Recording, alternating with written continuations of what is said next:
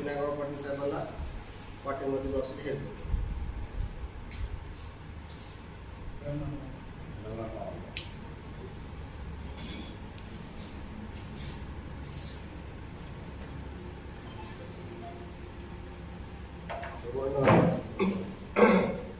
नमस्कार, जय भीम, जय वंचित। मी रंगनाथ वाघमारे, वंचित बहुजन आघाडी रापड तालुका। मी वंचित बहुजन आघाडीमध्ये गेल्या 10-15 वर्षापासून सतत काम केलेलं आहे। चळवळ ही ग्रामीण भागापासून खरी सुरुवात होती आणि ती चळवळ उभी करण्यासाठी ग्रासरूटच्या कार्यकर्त्यांना किती कष्ट सहन करावे लागतात हे सर्वांना ज्ञात आहे। आणि अगदी तन मन धन लावून आपल्या गरिबीच्या संसारातून ही चळवळ उभी केली आणि आजपर्यंत आदरणीय श्रद्धेय बाळासाहेबांच्या विचारावर अगदी म्हणजे श्रद्धा ठेवून त्यांच्यावर विश्वास ठेवून त्यांचं प्रत्येक शब्द प्रमाण मानून आम्ही कार्यकर्त्यांनी वाटचाल करत आलो। श्रद्धेय बाळासाहेब आंबेडकर हे आमच्या बहुजनांचेच, बौद्धांचेच नव्हे तर अख्ख्या बहुजनांचे ते श्रद्धास्थान आहे, ते आजही आमच्यासाठी आदरास्थान आहे। परंतु त्यांच्या परस्पर कुठेतरी पक्षामध्ये पाणी मुरते असं आम्हाला मनाला वाटायला लागलं। कारण गेली 5-7 वर्ष आम्ही काम केलं आणि ऐनवेळी अहमदपूर विधानसभेला अयोध्याताई केंद्रे नावाच्या भाजपच्या सभापती रणिका असलेल्या त्यांना उमेदवारी घोषित केली। आम्ही त्यावेळेस सुद्धा प्रश्न केला की वंचितचा एकही पदाधिकारी तुम्हाला असा एबल भेटला नाही का केवळ पैसेवालेच पाहिजे म्हणून तर नवीनामा कशासाठी केलं हे, याबद्दल त्यावेळेस सुद्धा विरोध केला। विरोध पत्करून शेवटी अगदी मुख गिळून आम्ही पाठीमागे जाण्याचा प्रयत्न केला, गेल्या वेळेस ते सहन केलं। लोकसभेला आमच्याकडे गारकर नावाचे नवीनच आले, त्यांना पक्षाचं काही देणं घेणं नव्हतं, निवडणुकीपुरते ते गारकर आले आणि गारकरून गेले निघून। कालची लोकसभा आपण पाहिली असेल, उदगीरकर नावाचे माणूस आला, त्याचं पक्षाशी काही योगदान नाही, निवडणुकीपुरते ते 8 दिवस राहिले आणि 9व्या दिवशीच गायब झाले।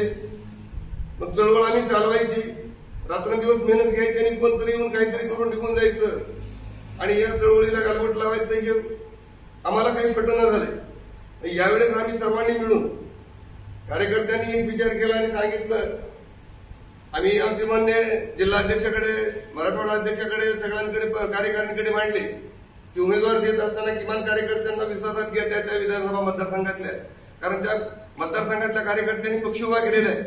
त्या भागामध्ये असलेला जो उमेदवार आहे तो एबल आहे का यांना माहित आहे। तुमच्याकडे कोणतरी एखादा माझ्यासारखा येतो, कोणतरी दलाल येईल आणि इकडे उमेदवार फलाना चांगला आहे म्हणून तुमच्याकडे हे चुकीचं होतंय आणि हे पक्षासाठी घातक आहे। त्यामुळं संबंधित दोन्ही तालुक्याचे या ठिकाणी विचार करावा, अहमदपूर आणि चाकूर तालुक्यातील पदाधिकाऱ्यांचा विचार घेऊनच तुम्ही उमेदवार निश्चित करा अशी आम्ही विनंती केली होती। ठीक आहे, त्यानंतर ती आमची विनंती जरी मान्य नाही झाली तरी शेवटी आम्ही पक्षाला ऍडव्होकेट गजिरे नावाचा हा जो माणूस आहे, आमचा LLM असलेला माणूस आहे, त्यांची उमेदवारी आम्ही पक्षाकडे दाखल केली होती।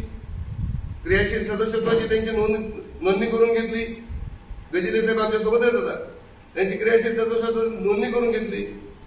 त्यांनी अगदी गेल्या 2-3 महिन्यापासून मतदारसंघामध्ये कामही केलं होतं आणि मग त्यांना आम्ही उमेदवारी द्यावी अशी विनंती केली होती पक्षश्रेष्ठीकडे, परंतु त्यांची उमेदवारी दिली नाही। काय झालं आम्हाला काही कळालं नाही, तरी आम्ही शांत होतो। कोणाला देत असताना किंवा कोणाला पुरस्कृत करत असताना, पाठिंबा देत असताना किमान एखाद्या तरी कार्यकर्त्याला चर्चा होईल, काहीतरी होईल आणि त्यानंतर निर्णय घेतील असं वाटलं। परंतु कुठल्याही कार्यकर्त्याला विश्वासात न घेता, काही न करता अगदी जिल्हाध्यक्षांनी सांगितलं की आम्ही बालाजी पाटलाला पाठिंबा दिला आणि पत्र घेऊन दिले।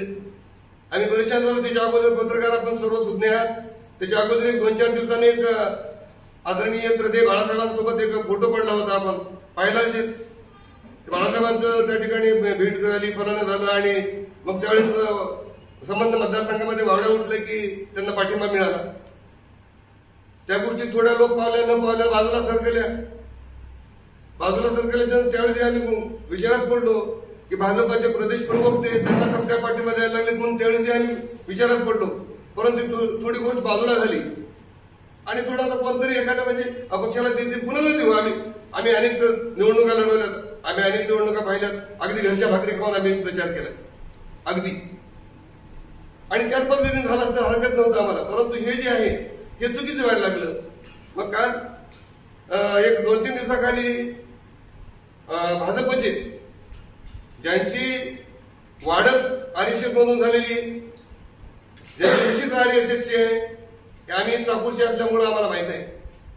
बालाजी पाटील कोणत्या पुरोगामी विचारसरणीच्या चळवळीमध्ये काम केले का आम्ही मान्य करत नाही. ते एका स्पष्टपणे सांगायचं तर जातीवादी पक्षामध्ये आम्ही म्हणतो काम केलं त्यांनी, आणि त्यांना जर तुम्ही पुरस्कृत केलं हे कुणाला विचारून केलं, हा आमचा पहिला सवाल आहे.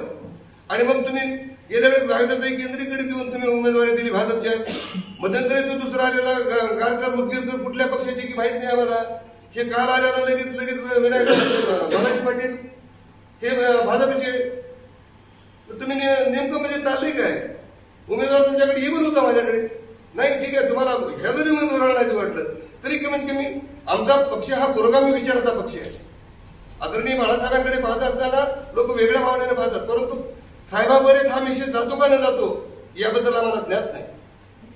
त्यामुळं हे खालून कुठून तरी हे लिकेज व्हायला लागले का हा संशय यायला लागला वेळोवेळी. आणि म्हणून आम्हाला या बाबतीत नेहमी कार्यकर्त्याची कुचंबणा जी आहे सहन होत नाही. आता खूप झालं म्हणून आमच्या कार्यकर्त्यांची बैठकी बोलवली. अहमदपूरवाले बोलले, आम्ही बोलवले. कार्यकर्त्यांनी सांगितले जर आमचं कोणीच ऐकत नसेल तर आम्ही पक्षामध्ये काम करून तर उपयोग काय. माझ्याकडे आज लेटर पॅडवर ते आहे का भाऊ इकडे, त्याच्यावर जवळपास कार्यकारिणीतल्या 21 पदाधिकाऱ्यांपैकी 16 पदाधिकाऱ्यांनी राजीनामा पत्रावर सह्या करून दिलेलं पत्र आमच्याकडे आहे.